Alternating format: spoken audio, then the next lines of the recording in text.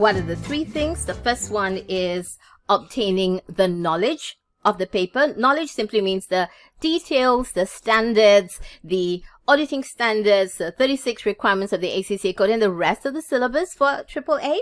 And then obtaining the understanding of it.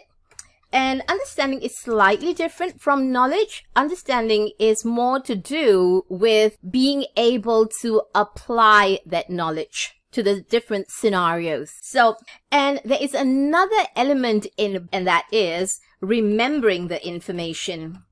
All of that allows you to move into a position where you actually have momentum. Now, knowledge, understanding, and remembering is not the same as recognizing a particular topic. It's not the same.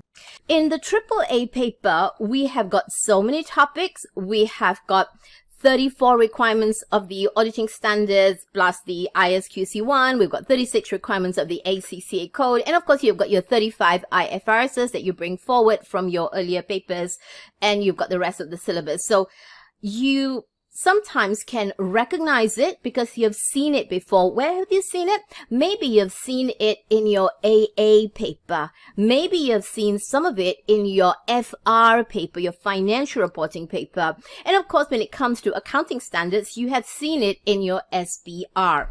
When you were studying those subjects, you accumulated that knowledge, you understood how it worked, and you remembered them as well. And that's good. However, if you have done those earlier papers, and of course by the time you come to AAA you would have, but you had not followed having knowledge, or you had scanty knowledge, or you had the knowledge but you did not have the understanding, or you had the understanding and then now you cannot remember, yeah? So you don't have this, then having that prior knowledge is bad because when you look at IS-37, you're like, yeah, I've seen it before. I've seen it in FR. I've seen it in SBR. I've seen it in AA. I've seen it. You recognize it, but you don't understand how it works. So in your earlier papers for your AA, your FR, and your SBR, which the examiner says is going to be really valuable for you going forward into this exam, you find that even those people who have got this knowledge sometimes fail AAA. How does that work? I've been cracking my head trying to think about how a student who has got so much background knowledge still struggles in AAA. And I've come to the conclusion that when they were studying this paper, they did not follow these principles. So when they come to the AAA paper, they just recognize it, they see it, and they recognize it. Now, let me give you an example. Supposing you drive a car, yeah? And maybe if you open the bonnet, you can see the engine inside, and you recognize that's an engine. It's not a cat. It's an engine. You can recognize that. And then you find that just because you recognize it doesn't mean you know it. For example, if I took the whole engine out, would you remember how to put it back together again? No, but you can recognize it's an engine. It's not a cat. It's not a dog. It's an engine. It's a car engine. Yes, you can recognize that. So having that prior knowledge gives you the false impression that you know IS-37, that you know IFRS 5, that you know ISO 610. Yeah, you've seen it before, so you recognize it. But how it works, that's a problem. So what happens is that, I mean, if you're in this category here, that is really excellent. But if you are not in that category, now how do you know which category you're in? Well, if you, let's say, passed your AA, and let's say you just, just scrape through, maybe you've got 51 or maybe 55 kind of a thing, or in your FR, you also just managed to barely scrape through, and in your SBR and FR, the same thing, you just barely scrape through. And the reason why you scraped through was because you're really lucky that there were certain questions that you prepared for, they appeared, and if it was a different bunch of questions, you may not have gotten it right. I mean, there's not much difference between a student who got 49 and a student who got 50. The only difference is that the student who got 50 happened to study that particular topic and happened to put one extra point down. So you find that these kind of people here are now trying to do AAA and they are struggling with passing this paper. So having that earlier knowledge, understanding, and remembering is good if you had done that. But if your earlier papers you had not done that, can you imagine the amount of baggage that you need to carry now? Because now we need to go back here. I mean, I'm not asking you to go back to your old textbooks and all that. I'm not saying that, but I'm saying that now you have to take the time and trouble to get that knowledge, that understanding, and that remembering. So if you are only at the recognizing stage, that means you only recognize that this is an engine and it's not a cat. Yeah, at least you know it's an engine and it's not a cat. What will happen in the exam is that you are setting yourself up to only be a borderline case. You may be on 49, you may be on 50, depending on your luck. We do not want that. We want a situation where if you prepare for the exam, you are going to pass the exam. So what is the formula for momentum? If you remember from your physics class, momentum is P is equal to mass multiplied by velocity. Now, this is not a physics class, but what I'm saying here is that what we want is that momentum, right? And in order to have that momentum, you need to have your basic knowledge, just basic knowledge first. Then you need to make sure that you understand where it works, where it does not work. And this is where your past year question practice comes in, because you'll be able to see how it is applied in different scenarios. And then after that, there needs to be one more step, which a lot of students forget to do, and that is remembering that information. So you find that after they study and they close the book, they've forgotten it. And the next time they do another exam question that is similar, they've just forgotten how it applies. So most of the time students have got this, but the problem is that they are only able to recognize the topic. They do not, well, a lot of students do not or are not able to get that. Now, how do you know whether you understand? I'll give you an example. Like when we have a question, it's an audit procedure question, you find that generally students in an audit procedure question, they will straight away put down written representation, obtain written representations from management to confirm this. And they have not understood when written representations come in. Written representations can only come in, written representations will only be considered valid evidence if it is an area of subjective judgment, or if it is an area where the matter is confined to management, that only management know about it. So you need to know where it can be applied and when it cannot be applied. When is it considered to be valid audit evidence, when it is not considered to be valid audit evidence, so that you can apply it. And of course, you need to make sure that you remember it in the exam as well, to make sure that you are able to apply it in the exam. If you understood it and if you've forgotten it, that would be terrible. So in order for you to build that momentum, 3 elements are in there, and understanding is the force multiplier. You have to remember that.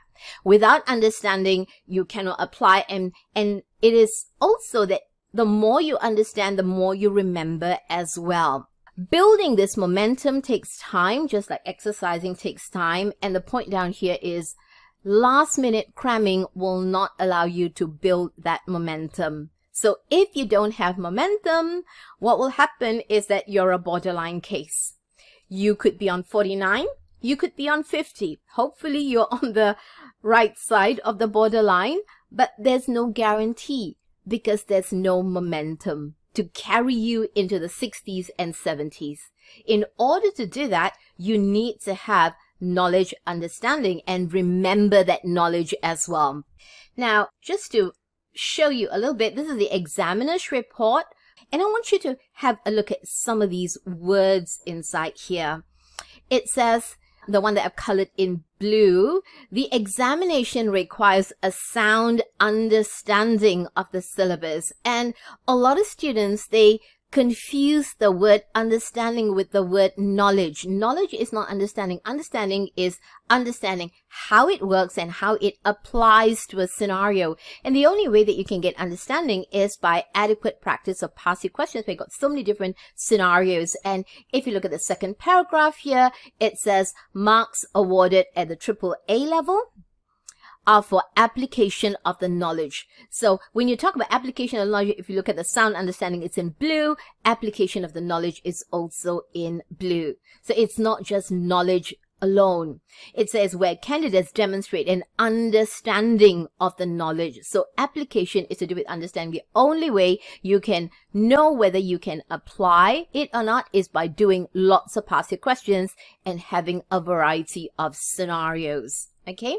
Now, if you go and have a look at the pink bit here, it says a common feature of weaker answers in this subject is the use of rote learned knowledge. So they're stuck at the knowledge bit. They haven't gone to the understanding bit. So when they see the scenario, they are lost as to how they can apply it. And these are the borderline cases. You could be 49, you could be 50. And the only difference between 49 and 50 is just your luck in that exam as to whether you covered that particular topic and you're able to get that extra 1 mark or not. But with just knowledge alone, it's impossible to move into the 60s and the 70s, and that's what we want. We want to make sure that when we sit for the exam, that we are ready to pass it. So it says here, the syllabus and the study guide for AAA sets out a high level of understanding required for this exam. And the pink one again, simply listing knowledge without explaining its relevance or the purpose, that's understanding, will not be sufficient to pass the exam. Like, for example, when you're dealing with audit procedures here, I put a box there in red. It says you need to put down the purpose. So when you're designing your audit procedures, we always start off with a verb. Yeah, because audit procedures and action. Then we need to look for a reliable source of evidence. And the next thing is we need to look at the objective of the test. So when you're looking at the objective of the test, you are showing that you understand how the test works because there's an objective behind it. So if you're doing audit procedures without understanding the objective, you'll end up putting lots of wrong audit procedures down. And under the objective, you usually have got those words to confirm, okay? But the words to confirm alone does not mean that you are going to get that 1 mark. Your objective has got to be relevant. And the only way that you can get that 1 mark is through understanding. And on the area of ethics as well, there's another area here where knowing the name of the ethical threat alone, like self-review threat or self-interest threat alone, will not gain you any marks, the examiner says, unless you explain how the threat will affect the behavior of the auditor in the scenario. Again, it speaks about understanding. So memorizing is not good. Now, memorizing is different from remembering. I'm not asking you to remember word for word. That is called memorizing. But whatever that you study, you have to remember, because if you don't remember, then it will not be a resource that is available to you in the exam. And understanding is very important because it will help you to understand the scenario. It will help you to understand the requirement. It will help you to understand what the examiner is getting at or trying to get you to do. You will have that insight if you have that understanding. If you don't have the understanding, again, you are just recognizing the topic and you will struggle in the exam. So going forward, make sure that when you get that knowledge, do the exam question without memorizing anything, but try to understand how it works. So you write down your answer, you mark your answer, you tally your marks, you look at what the mistakes are made, and those mistakes represent the areas where you have got a poor understanding. Fix that, and after 4 days, come back and try that question out again. That would be good. All right?